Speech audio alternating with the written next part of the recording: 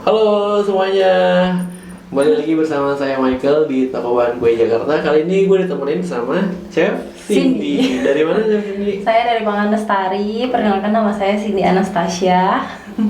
Oke, di depan kita nih ada produk apa nih Cindy? Jadi kali ini kita akan ngomongin soal ini nih, non dairy cream dari Korea nih, Dari Pak. Korea? Iya, Oh, namanya oke. Everwhip. Everwhip. Nah ini nih Everwhip ya, Everwhip. Betul. Dari Korea. Nah, seperti yang dilihat ada 3 jenis nih ya. 3 jenis. Jadi apa aja sih ini bedanya? Nah, sebelumnya kan saya udah bilang, jadi ini tuh adalah non dairy cream di Korea. Jadi di Korea nih cukup terkenal nih non dairy creamnya yang mereknya Everwhip. Di sini kita punya 3 jenis nih, Pak. 3 ya, Jadi apa aja ini nih? mulai dari yang paling kiri ya. Iya, Yang paling kiri ini ada originalnya. Yang original ini kita nyebutnya 1030. Jadi ini vegetable cream yang namanya 1030 itu yang original. Nah, ini ada yang V ini vanilla. Terus yang terakhir ini ada yang AS. AS itu kepanjangannya acid stable. Acid stable. Iya. Jadi 1030 ini selain dia menjelaskan produk jenisnya, dia juga menjelaskan gramasinya ya. Betul. Nah, ini jadi dia kalau untuk satu kemasan ini dia ada 1030. Jadi kita kalau mau pemakaian pasti kita akan dapat 1 liter, nggak akan kurang dari 1 liter. 1030 ya. Iya, untuk betul. gramasinya. Jadi tadi bedanya nih sekarang nih satu ini tadi udah ya. Ya, jadi kita bahas perbedaan nih ya satu-satu. Dari kalau dari segi yang ini, yang putih ini dia original, jadi dia normal, rasa yang paling normal, aromanya juga normal, taste-nya juga normal. Nah, untuk yang kedua ini dia V, jadi dia rich dengan wangi vanilla. Jadi dia ada vanilla flavornya lagi penambahan. Jadi justru kalau mau dibandingin dari dua ini tuh lebih wangi karena ini ada wangi vanilla penambahannya.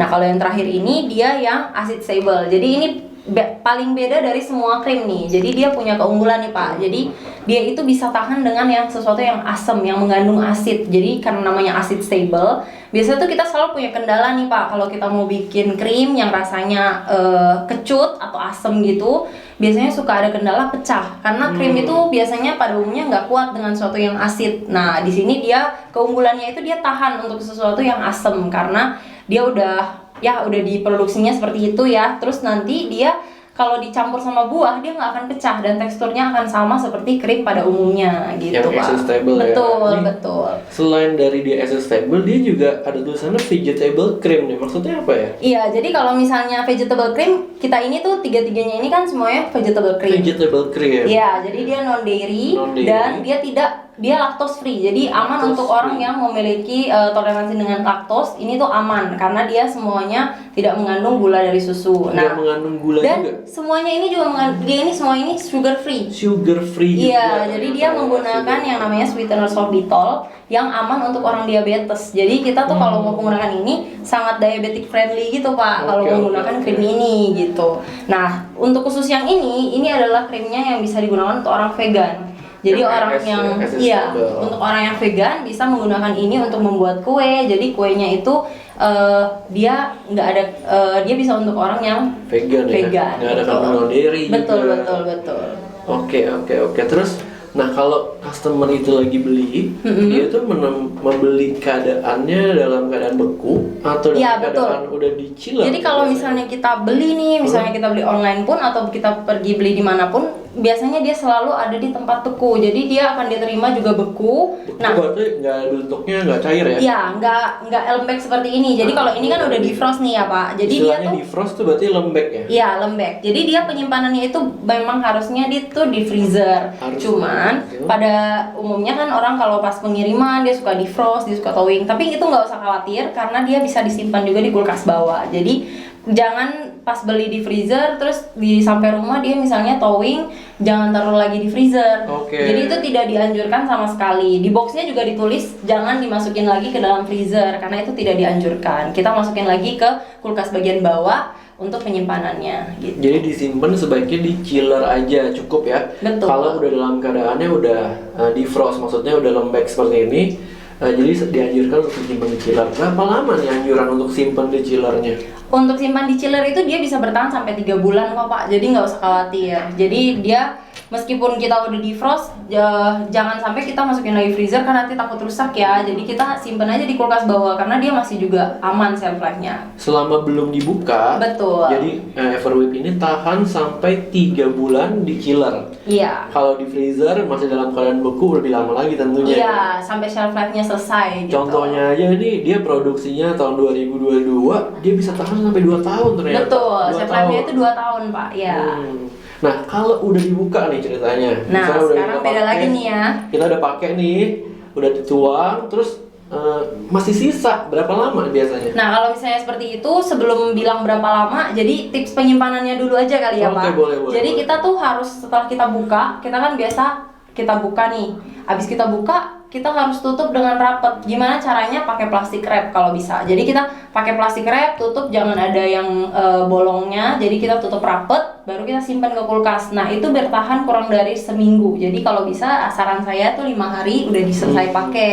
Karena udah terbuka biar bagaimanapun. Dan kalau misalnya di kulkas itu kita nggak ada yang tahu yang di dalam kulkas ada apa, ada yang bau atau apa. Jadi ditutup rapat dengan plastik wrap itu juga sangat membantu gitu. Jadi habis dibuka ditutup plastik wrap, tahan nggak sampai seminggu ya? Iya. Kalau bisa langsung dihabisin hari itu juga bagus. Betul. Supaya beli lagi maksudnya. Oke, kalau gitu kira-kira itu dulu, terus nanti kita akan cobain salah satu ini. Betul. Gitu Oke, ya. nanti kita kasih lihat nih ya gimana isinya kayak apa. Isinya seperti Iya. apa, terus rasanya seperti apa, dan kalau di whip seperti apa. Betul. Yang V ya, kali ini kita akan cobain yang V. Ini dia. Oke, nah sekarang ini di depan kita udah ada Everwhip V. Kita akan lihat nih teksturnya seperti apa, terus gimana sih cara nuangnya. Nanti dijelasin sama Chef Cindy. Jadi ini sebelum kita penggunaan, jadi kalau misalnya kita ambilnya punyanya beku, kita harus keluarin dulu Pak. Kita harus defrost dulu baru kita bisa pakai. Nah, tips untuk defrostnya itu biasanya kalau dari freezer, misalnya mau pemakaiannya besok, jadi kita taruh di kulkas bawah. Jadi dari freezer atas kita pindah ke kulkas bawah, semalaman itu dia akan defrost. Nah, baru besok pagi kita siap pakai. Semalaman. Iya, tapi kalau misalnya kita udah last minute, kita pengen langsung pakai, itu defrostnya kurang lebih 1 jam. Jadi kita Cukup taruh ya? di suhu ruang saja. Oke. Itu bisa dari freezer kita keluarin taruh di suhu ruang. Nah, Habis kalau itu, ini habis ditaruh di suhu ruang terus udah nanti kalau dia udah siap pakai? defrost, ya dia udah defrost seperti ini, baru kita siap pakai Pak. Nah kalau ini setelah udah defrost seperti ini, kita harus kocok dulu. Jadi kita bolak-balik seperti ini dulu. Kenapa? Karena takutnya ada yang ngendep di bawah, jadi kita campur lagi. Karena kan ini baru habis defrost, baru habis dari freezer. Jadi kita setelah kita kocok, sekarang kita akan buka. Nah biasanya saya bukanya seperti ini. Saya potong ujungnya. Ujungnya dipotong. Iya dipotong. Gitu tuh. Terus kita tuang deh ke mixernya. Jadi bentuknya udah cair seperti ini. Jadi ini whipping cream, nggak perlu kita siapin bowl terus taruh es batu, nggak perlu. Kita cuman perlu buka, siap mixing bowlnya, langsung kita kocok. Oke, gitu. jadi habis itu nanti kalau udah selesai dipakai masih ada nih. Ya, baru nanti kita tinggal tutup seperti ini, kita plastik wrap yang rapet, baru kita simpan di kulkas. Oh, ditutupnya seperti ini cukup. Iya. Terus di plastik wrapnya keseluruhan whipping Keseluruhan creamnya. sampai nggak ada udara lagi yang bisa masuk kalau Oke, bisa. habis itu simpan lagi di Itu kulkas lebih ke ya. menghindari bau sih sebenarnya. Jadi biar nggak ada aroma lain yang masuk ke dalam whipping creamnya. Oke. Jadi bentuknya seperti ini ya, kalau bisa dilihat.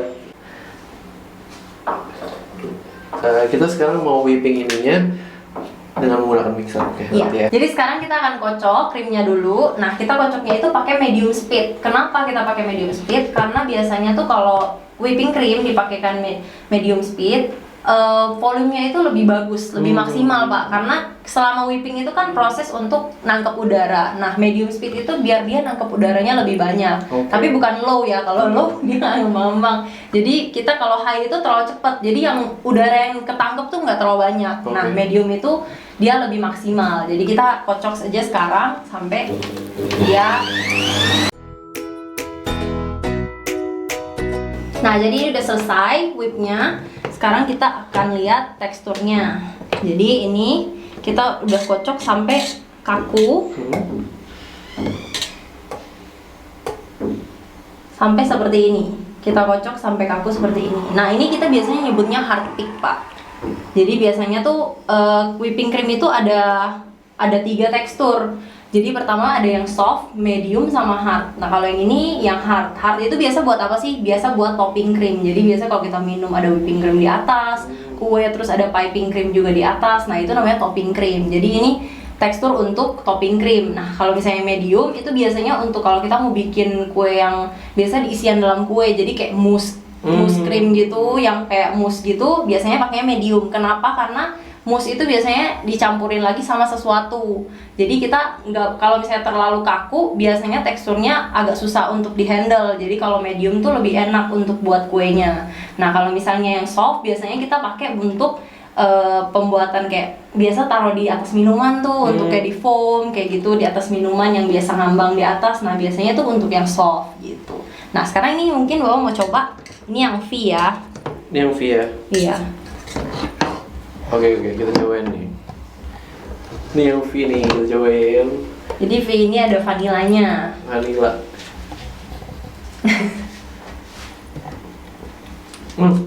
Ada rasa vanilanya, mantap banget sih, enak.